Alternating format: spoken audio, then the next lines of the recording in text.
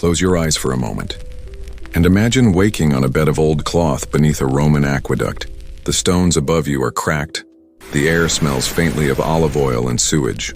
You're small, hungry, no sandals, no name anyone remembers. You're just another forgotten child in the heart of the empire. Tonight we're going to follow the lives that history books rarely slow down to tell. This is what it was really like to be a street orphan in ancient Rome. And then we'll step behind the marble walls to see how the other half slept. Segment 1. Why it sucked to be a Roman street orphan. Imagine yourself waking up in a small alleyway in ancient Rome. The stones beneath your body are cold and damp, and the only blanket you have is a worn-out piece of cloth someone tossed away weeks ago. You curl tighter into yourself, trying to stay warm as the city begins to stir. Horses clop along the cobblestone roads, and the smell of fresh bread starts to drift from a bakery nearby. Your stomach growls, but you know it'll be a long time before you eat anything warm, if you eat at all. Being a street orphan in ancient Rome wasn't just hard, it was a daily struggle for survival. Many children ended up alone after losing their parents to disease, war, or poverty. With no family to care for them, these children had to rely on their wits, their speed, and sometimes a bit of luck just to make it through each day. You pull yourself up from the ground and brush dirt off your tunic. It's too small for you now, with holes at the elbows and a tear down one side, but it's all you have. Around you, other children start to wake too, some older, some younger. Most are like you, living in abandoned corners of the city. You all know each other, but friendship is a fragile thing. When food is scarce, even friends can turn into rivals. The morning sun creeps up over the tiled rooftops. It's a bit of warmth in an otherwise chilly world. You start your day the way you usually do, searching for scraps. Behind taverns and food stalls, you dig through piles of discarded leftovers. Sometimes you get lucky and find a crust of bread or a half-eaten fig. Other times, all you find are flies. If you're desperate, you might follow the city's sewer channels, called the Cloaca Maxima, where waste from wealthier homes flows out into the streets. It's disgusting, but occasionally a coin or something shiny slips down a drain. If you're quick and not too squeamish, you can fish it out. That coin might mean a stale loaf of bread from a vendor. It might even mean clean water from a well guarded by angry servants. Throughout the day, you must stay alert. Roman streets are filled with people, carts, soldiers, animals, and dangers. The wealthy walk with slaves carrying fine fabrics and trays of food. You watch from the shadows, sometimes tempted to sneak close and swipe something small, a grape, a fig, a bit of cheese. But if you're caught, it won't go well. Roman law doesn't show mercy to children. If a merchant catches you stealing, they might beat you, or worse, take you to the authorities. Orphan or not, punishment is real. To avoid that fate, some kids end up doing odd jobs. You might offer to sweep a shopkeeper's doorway or run messages for someone important. If you're lucky, they'll toss you a copper coin. If you're unlucky, they'll chase you away with a stick. There's always risk. Some children shine shoes, clean dirty sandals, or help carry goods. But even then, people rarely see you as anything more than a nuisance. By midday, the heat begins to rise. Roman summers are hot and dusty. You might find some relief in the shade of a temple or beneath a public fountain, where water flows from the mouths of carved stone lions. The water is cool and you wash your face, hoping no one runs you off. Bathhouses are off limits unless you can pay, and most orphans never can. Cleanliness is a luxury. Your feet are sore. The sandals you wear don't fit. They're mismatched, taken from 2 different piles of trash months ago. The leather rubs your toes raw and your heels are blistered. You've learned to walk carefully, slowly to avoid making it worse. In the evening, you try to find a safe spot to rest. Some kids sneak into abandoned buildings. Others crawl beneath market stalls. A few stick together in groups for protection, because the night is when the real danger begins. Not everyone is kind to orphans. Many people fear you, blame you for crime, or pretend you don't exist. Worse yet, some people take advantage of children like you. Some are slavers who prowl the streets after dark, looking for unguarded kids to snatch.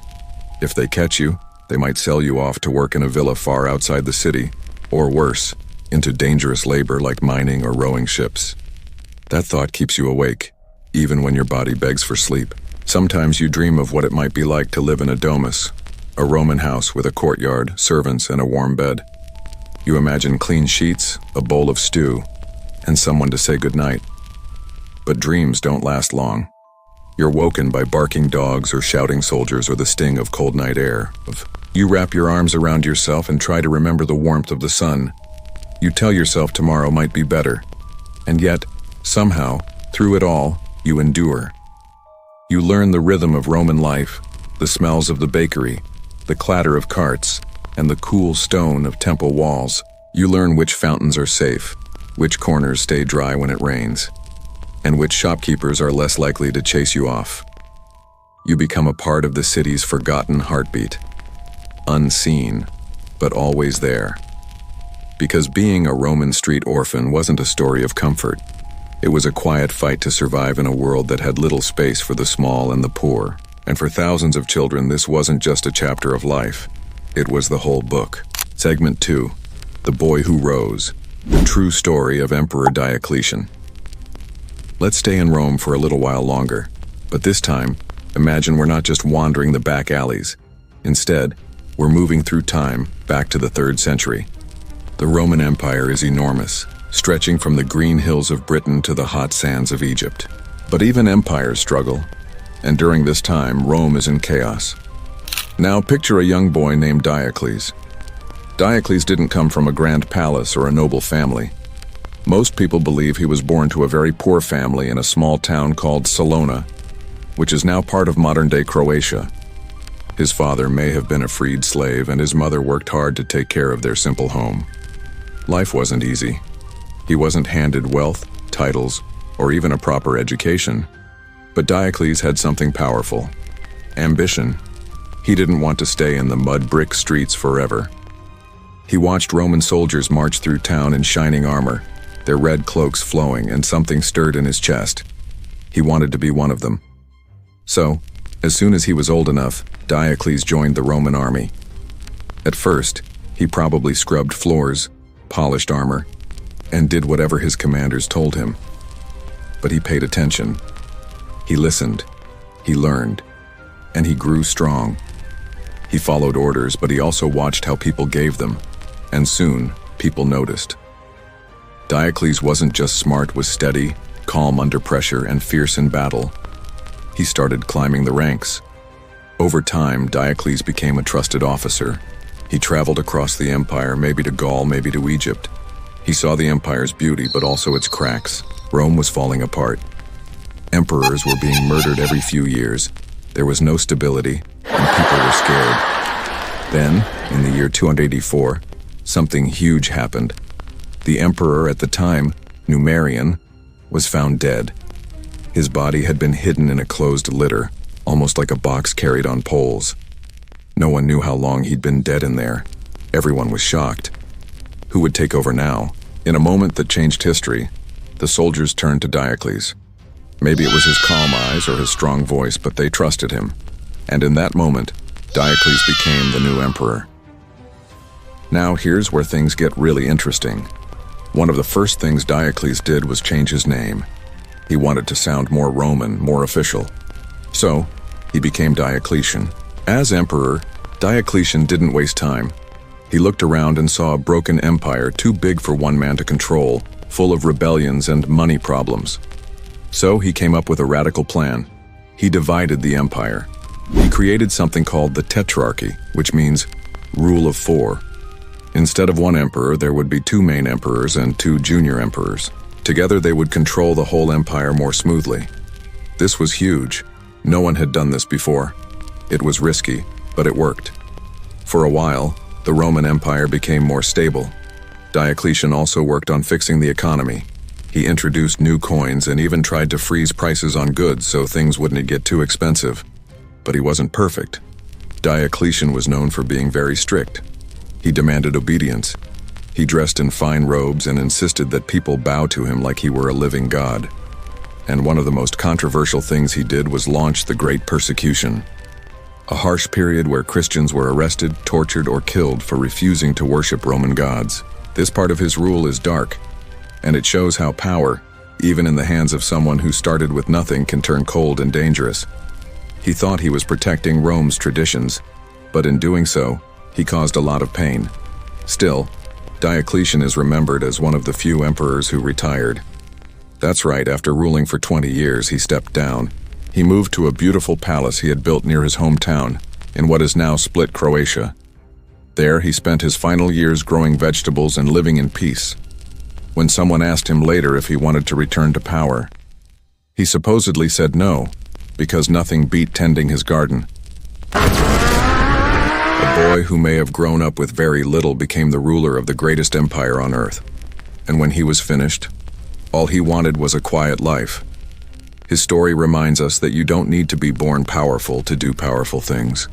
You don't need gold or fine clothes to shape history. Sometimes all it takes is determination, sharp eyes, and the ability to learn from the world around you. And though Diocletian ruled with a heavy hand, his story still stirs something deep, because he was proof that even in the noisy, dangerous streets of the Roman world, greatness could grow, like a seed between stones. Segment 3. The mystery of the skeleton with a golden tongue. Now that we've followed the life of a real Roman orphan who became emperor, let's drift gently into something stranger. Something buried beneath the sands of time. It's a mystery, a real one, and it begins in a quiet corner of Egypt. Long ago, Egypt was part of the Roman Empire. The two cultures blended, sharing gods, food, clothing styles, and even burial customs. But deep beneath the earth, in an ancient necropolis, what we might call a giant cemetery, something was discovered that left archaeologists completely puzzled. It was the skeleton of a man. He had been dead for nearly 2,000 years. His bones were fragile, sunken into the sand, and yet something shimmered between his teeth. Something golden. As the archaeologists looked closer, they realized it was a tongue, but not a real one. No, this was a tongue made of gold foil, carefully shaped like a human tongue and placed inside his mouth before he was buried. No one knew exactly who he was. But this strange burial sparked a mystery. Why would someone be given a golden tongue? In ancient Roman Egyptian traditions, the dead were buried with certain items to help them in the afterlife. Sometimes it was coins to pay the boatman of the underworld. Sometimes it was amulets for protection. But a golden tongue? That was rare. Very rare. Some historians believe that people with golden tongues were given this precious object so they could speak clearly to the gods in the afterlife. Maybe it was believed that gold, being pure, untarnished, and eternal, would help the dead be heard in the next world. After all, speaking to the gods was no small thing. You needed to be brave, respectful, and perhaps eloquent.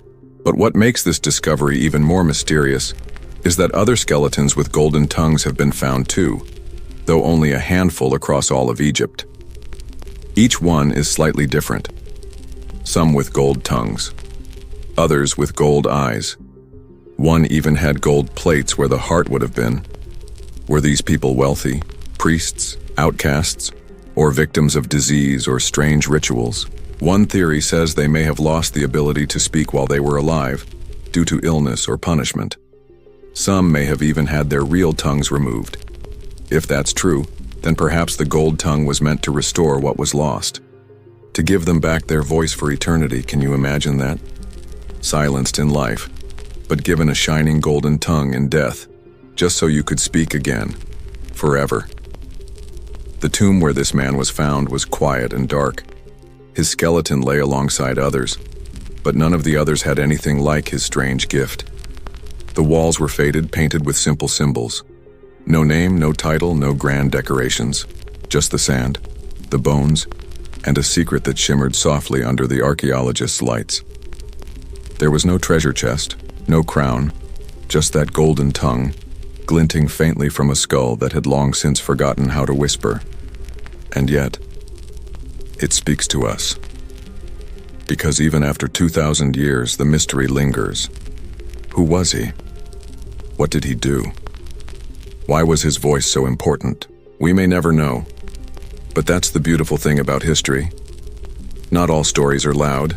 Some whisper, some shimmer, and some, like this one, are made to be listened to in the quiet. So next time you walk through a museum or see a dusty history book on the shelf, think of the man with the golden tongue. He may never have shouted in life, but in death, he still asks us to listen. Even now, as we drift gently toward sleep, his golden silence speaks. Segment 4. The Quiet Rich, inside a Roman villa. So far, we've followed the life of a Roman orphan, explored the journey of an emperor who once had nothing, and uncovered a silent mystery buried in gold. Now let's float gently to the other side of Roman life, not to the streets or the shadows, but into the quiet, sunlit courtyards of the wealthy. Imagine a Roman villa, big, beautiful, and tucked behind tall stone walls. The street outside is noisy, full of carts and shouting merchants, but in here, it's peaceful. The floor beneath your feet is made of tiny colored stones, fitted together to make a mosaic, a kind of ancient art you can walk on. You see birds, waves, even tiny ships made from hundreds of smooth little tiles. There's a gentle splash nearby. A fountain shaped like a dolphin sprays water into a shallow marble basin. The air smells like lavender, rosemary, and old stone warmed by the sun.